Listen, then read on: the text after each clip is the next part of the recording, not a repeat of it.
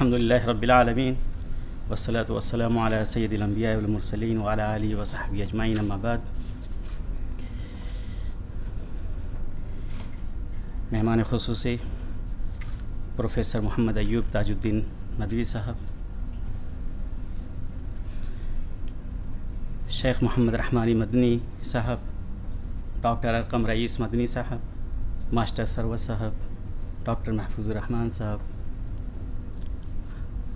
हमारे अज़ीज़ वाहिद साहब, तौसीफ़ुर रहमान साहब, प्रोफेसर हबीबुल्लाह ख़ान साहब, डॉक्टर औरंगज़ेब आज़मी साहब और डॉक्टर हैफ़ा शाकरी साहिबा और बहुत सारे हमारे पुराने जो है तलबा यहाँ पर अलुमनाई यहाँ मौजूद हैं, उन सबको ख़ास तौर से मैं अस्सलाम करता हूँ। अस्सलामु अलैकुम व रहमतुल्लाहि व बरकातुहू।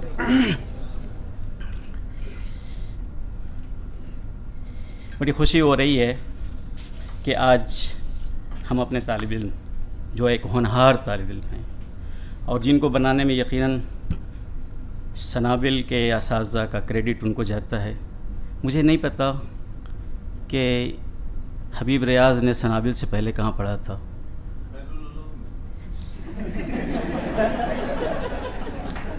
मैंने ऐसा इसलिए कहा, मैं अपनी कहानी जैसे मुख्तसरन बता दूं कि मैंने अपने गांव से शुरू किया, उसका नाम बैतुल उलूम था।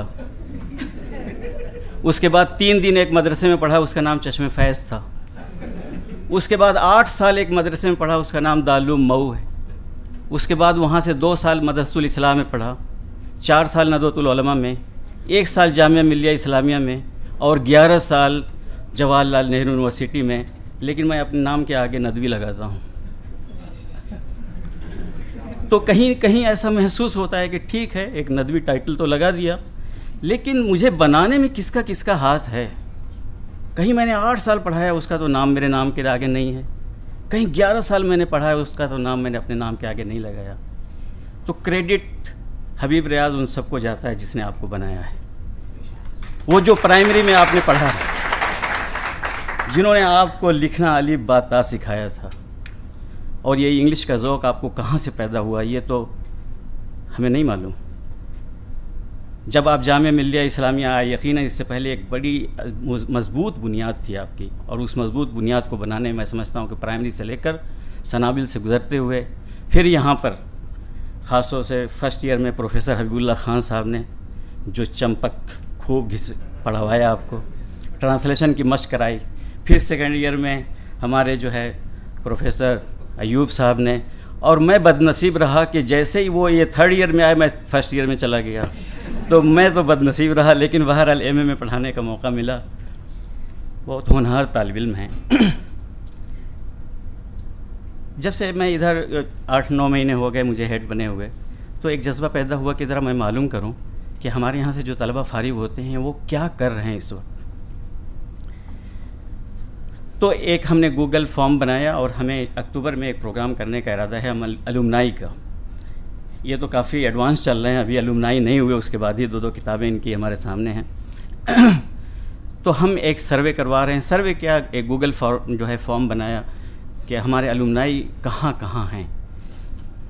उन्होंने आज के 1 महीना पहले जो मैंने उसको प्रिंट आउट लिया, 315 लोगों ने, 315 लोगों का जो मैंने देखा, और अभी वो सिलसिला बढ़ता जा रहा है। इधर मुझे मौका नहीं मिला देखने का, तो मुझे बड़ी खुशी हुई कि हमारा शोबा अरबी, भाई सनाबिल वालों ने तो अपना खूब तस्करा कर दिया, तो मैं अपने शोबे का तस्करा तो करूँगा ना। है या नहीं? मुझे हक़ है या नहीं ये बताइए। भाई उनको पूरा हक़ है। और जब वो सनाबिल के लड़के हमारे, मैं तो कहता हूँ, मैं मुख्तलिफ़ मदारिस के लोगों से मिलता हूँ, मैंने कहा देखिए ये अरबी पढ़ाना ये किसी की ये जागीर नहीं है, जो मेहनत कर रहा है उसके लड़के आगे जा रहे हैं। और मैं ख़ास तौर से उसमें सनाबिल का तज़किरा करता हूँ कि यहाँ से बड़े होनहार तलबा आ रहे हैं और बहुत छाए हुए हैं, बहुत अच्छी उनकी अरबी। ये किसी की जागीर नहीं रही कि फ़लाँ मदरसा वो अरबी के लिए जाना जाता है और फ़लाँ जाना जाता है। जो मेहनत करेगा वो आगे बढ़ेगा। तो मैंने ये जो सर्वे अपना करवाया, सर्वे क्या जो लोगों ने भरा, और अभी ये मुकम्मल नहीं है, ये नाक़िस है। तो पता ये चला कि हमारे यहाँ से फ़ारिग शोबा अरबी के पढ़े हुए तलबा जो इस वक्त यूनिवर्सिटीज़ में हैं, परमानेंट जो असिस्टेंट प्रोफेसर या एसोसिएट या प्रोफेसर्स हैं उनकी तादाद 25 है। और इसमें से 8 वो लोग हैं या तो रिटायर हो गए, ये इनके अलावा 25 के अलावा 8 वो लोग हैं जो या तो रिटायर हो गए हैं या अल्लाह ताला ने अपने यहाँ उन्हें बुला लिया है। और उन सब की मैं समझता हूँ इनमें से अक्सर की जो ये 25 + 8 23 बेहतरीन किताबें इनकी हैं जिनसे लोग इस्तेफ़ादा करते हैं। और ख़ास तौर से मैं यहाँ पर प्रोफेसर वली अख्तर साहब का नाम मुझे इस वक्त याद आ रहा है। अल्लाह ताला उनकी मग़फ़िरत फ़रमाए।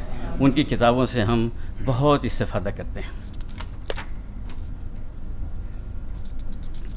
इसी तरीके से गेस्ट फैकल्टी के तौर पर उम्मीद की जाती है आगे चलकर वो भी इंशाअल्लाह परमानेंट फैकल्टी में बनेंगे।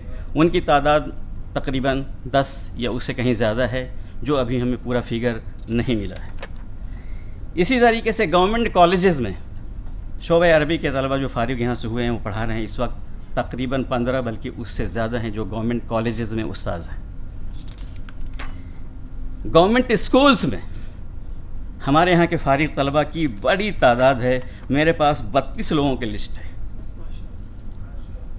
32 लोगों का नाम है, कहाँ पढ़ाते हैं, क्या है, उनका एड्रेस भी मेरे पास मौजूद है।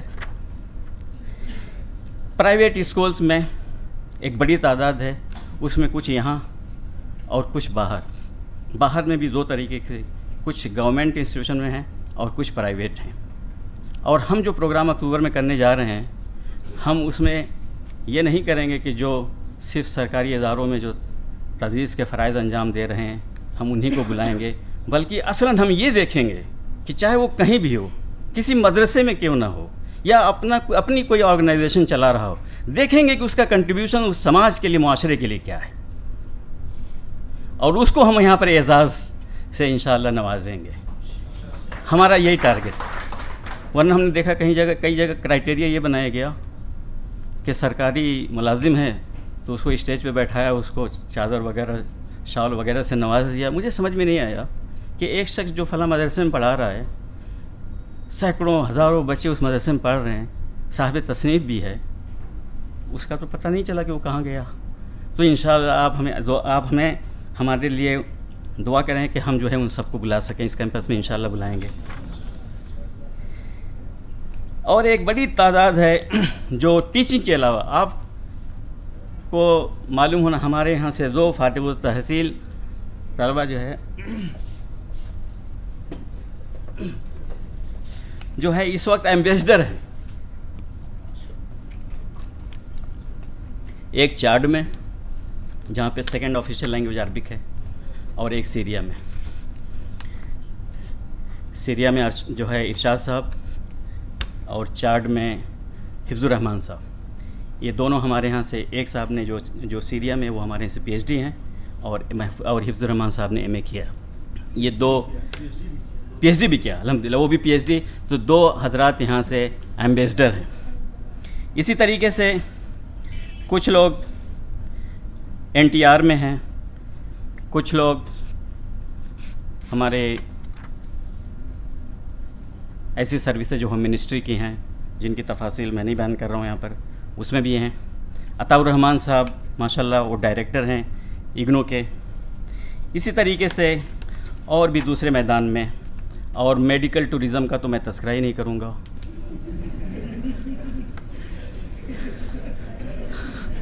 अल्हम्दुलिल्लाह आप कहीं भी चले जाइए बड़ी आसानी होती है, ख़ास तौर से प्राइवेट, उसमें कोई हमारा तालिब इल्म मिल जाता है। और अच्छी बात यह है कि सिर्फ ये किसी के तर्जमा किया और बस वहाँ पर, बल्कि उन्होंने अपना सेटअप कायम कर रखा है। बहुत सारे लोगों ने अपना सेटअप कायम रखा है। वो सिर्फ जो है नौकरी दूसरे की नहीं, बल्कि वो नौकरी दे रहे हैं। ये सबसे अच्छी बात है। अभी मौलाना मोहम्मद रहमानी साहब ने जो आपको भूला हुआ दर्स आपको याद दिलाया है, आप उसको याद रखिएगा। देखिए यहाँ पर जो जैसा कि प्रोफेसर अयूब साहब ने बताया कि दूसरे लोगों का इंप्रेशन हमारे बारे में बहुत अच्छा है। आपकी 2-3 खुसूसियात हैं जिसको मैं कई बार तस्करा कर चुका हूँ, और इसका दूसरे लोग भी एतराफ़ करते हैं। एक बार मेरी ड्यूटी थी इन्विजिलेशन में, एक गैर मुस्लिम खातून, उन्होंने कहा कि मुझे मदरसे वालों का ड्रेस बहुत अच्छा लगता है, पूरा फुल ड्रेस होता है, डिसिप्लिन इनका बहुत अच्छा होता है, जब इन्विजिलेशन की ड्यूटी होती है तो आराम से बैठ कर ये लिखते हैं, इधर उधर नहीं झांकते, बल्कि हम 3 घंटा बोर हो जाते हैं बैठे बैठे, इसलिए कि जब बच्चे परेशान कर रहे होते तो हम उसमें बिज़ी होते तो 3 घंटे गुजर जाते हैं। ये मदरसे वालों के साथ जब ड्यूटी लगती है तो हम थक जाते हैं, 3 घंटा बैठे बैठे हमारा वक्त गुजरता नहीं। ये आपकी खूबी है। एक खूबी आपकी ये भी उन्होंने बयान की, और मैं यहाँ पर शेख मोहम्मद रहमानी साहब से कहूँगा कि बहुत कुछ हम यहाँ आने के बाद यहाँ की रंगीनियों में भूल जाते हैं, लेकिन हमारे गैर मुस्लिम असातिज़ा का भी इम्प्रेशन ये है कि ये मदारिस के तलबा हमारा बड़ा एहतराम करते हैं। वो सिर्फ ये नहीं कि ये अरबी के असातिज़ा हैं जिनको वो सलाम करते हैं, बल्कि सिर्फ पता चल जाता है कि ये उस्ताद यहाँ का, वो दूर से सलाम करते हैं, सलाम कहिए। यहाँ के ये मदारिस के तलबा की ख़ास बात है। एक बार यहाँ पर बात आई थी, चूँकि बहुत सारे लोग मदारिस पे यूँ ही तबसरा कर देते हैं, हाँ ये मदारिस यूँ ही, तो वहाँ पर प्रॉक्टर ऑफिस में हमारे जब बात चल रही थी तो हमारे प्रोफेसर ज़िया साहब थे, कुछ नेगेटिव कमेंट किसी की तरफ से आए थे, तो उन्होंने कहा कि जब से जामिया कायम हुई है उस वक्त से लेकर अब तक प्रॉक्टर ऑफिस का पूरा रिकॉर्ड देख लीजिएगा, किसी भी बड़े क्राइम का इर्तिकाब हमारे किसी मदरसे के लड़के ने नहीं किया।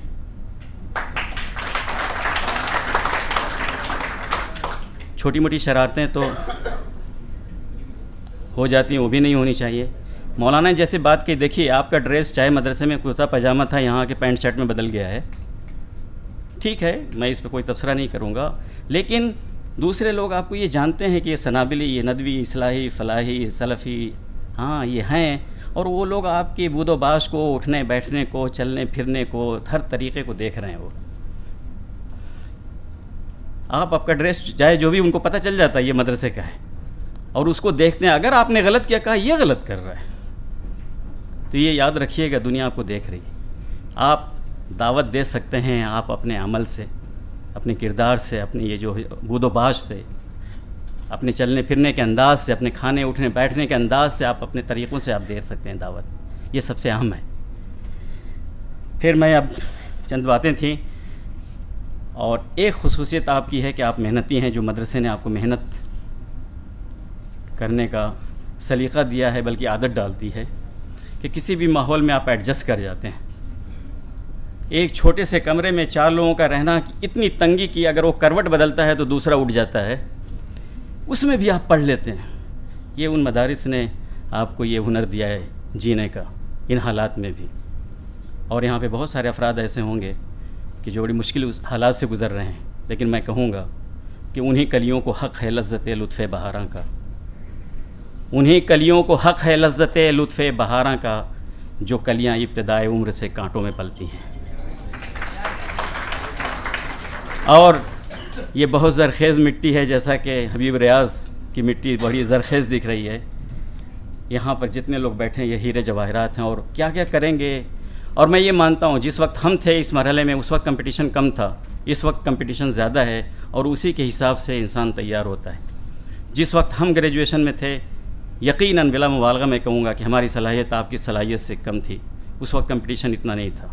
तो हमें खुशी है कि आप हमसे आगे जाएंगे इंशाअल्लाह। लेकिन मौलाना ने जो बात कही और दीगर हजरात ने जो बात कही, उसको बिल्कुल गिरह में बांध लीजिएगा, उस पर अमल कीजिएगा, इंशाअल्लाह तरक्की और आपके कदम चूमेंगे।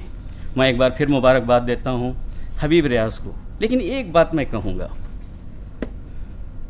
बहुत सारे लोग होंगे यहाँ पर कहेंगे कि हबीब रियाज़ एमए कर रहे हैं और उन्होंने किताब लिख दी, बल्कि वो बीए कर रहे थे तभी से लिखना शुरू किया था। तो अब सब लोग कहेंगे कि हम भी यही करेंगे, बीए करेंगे, उसी में किताब भी लिखेंगे। तो मैं इसको अप्रिशिएट नहीं करूँगा। अब इनका जज्बा, ये फ़रते जज्बात में आकर लिखना इन्होंने शुरू कर दिया। बिल्कुल इतनी मालूमात थी, ज़रूरतें थी, ये जाने आपका काम क्या है। अभी जो आपने बीए में एडमिशन लिया है, आपका जो ऑनर्स का पेपर है, आपका जो सबसी है, आपका जो सीबीसीएस है, आपकी जनरल इंग्लिश है, आपके जो दूसरे सब्जेक्ट हैं, उसमें परफेक्ट होना है, उन असातिज़ा की हिदायत और तालीमात पे चलना है, उसको परफेक्ट करना है, होमवर्क करना है, उसमें परफेक्ट होना है। फिर इसी तरीके से एमए करने के बाद जो सब्जेक्ट हैं, अगर एक उस्ताद तनकीद पढ़ा रहा है, आपने उसका कोई इंस्ट्रक्शन नहीं माना, उसने जो होमवर्क दिया आपने किनारे रखा, और आपकी माशाल्लाह सलाहियत कुछ ऐसी थी कि 2 दिन पढ़कर आपने एग्ज़ाम भी दे दिया। लेकिन आपने कुछ खोया। इसलिए मैं आपसे कहूँगा कि थोड़ा सब्र कर लें, आपकी सलाहियतें बहुत हैं माशाअल्लाह, थोड़ा बीए ठीक से कर लें, उनके तकाज़ों को पूरा कर लें। मैंने बहुत सारे लोगों को देखा, पता चला मदरसे में है, वहाँ पे असातिज़ा अरबिक माहौल है ज़्यादा, इंग्लिश तो अंगुश्ता शशुम की तरह है, जो कि नहीं होनी चाहिए। बल्कि मैं तो ये कहूँगा कि इंग्लिश सिखाने के बहुत सारे वो हैं, बेहतर होता कि वो मकतब से सिखाया होता। अरबी को क्यों नहीं हमने नर्सरी से सिखाया? ये एक बड़ी बहस है, लंबी चौड़ी इस पर हो सकती है, समझ रहे हैं कि नहीं? ये एक तो ये गलतियाँ मदारिस से भी हो रही हैं कि नर्सरी से अरबी क्यों नहीं, इंग्लिश वहाँ से क्यों नहीं। लेकिन अब जबकि वो वक्त गुजर चुका है तो अब तो हबीब रियाज की किताब ज़रूरी है। एक बात और कहूँगा, मदरसा एक चीज़ देता है जो सरकारी स्कूल भी नहीं देते। सरकारी स्कूल भी कोई मीडियम नहीं दे पाते। मैं जनरलाइज मुझे नहीं करना चाहिए, लेकिन अक्सर ऐसे ही होता है। लेकिन अल्लाह का करम है कि मदारिस एक मीडियम देते हैं, वो उर्दू मीडियम होता है। वहाँ का बच्चा फारिग होकर उसके पास एक मीडियम होता है एक्सप्रेशन का, वो लिख सकता है, अपनी बातों को एक अच्छे अंदाज से बयान कर सकता है। अब जब दूसरी ज़बान में आता है तो उसको पहले से पता है, फ़िरक़ा वाराना हम आहंगी, वो मदरसे में ये लफ्ज़ सुन चुका है, अब उसको बस अरबी और इंग्लिश में चेंज करना है उसको, इसलिए उसका डेवलपमेंट बहुत फास्ट होता है। तो ये भी क्रेडिट मदरसे को जाता है कि आपका एक मीडियम देता है वो। तो मैं अभी कहूँगा ज़रा सब्र करें, सब्रन जमीलन, बीए खूब अच्छे ढंग से करें, एमए खूब अच्छे ढंग से करें, असातिज़ा के उनकी जो बताई हुई चीज़ों पे अमल करें, और उसके बाद तो इंशाअल्लाह फिर तसनीफ़ व तालीफ़ का जो सिलसिला चलेगा, हम आपको बुलाएंगे और जो है एजाज़ करेंगे इंशाअल्लाह। इन्हीं लफ्ज़ों के साथ एक बार फिर तमाम मेहमानों का, तमाम तलबा का शुक्रिया अदा करता हूँ। अस्सलामु अलैकुम व रहमतुल्लाहि।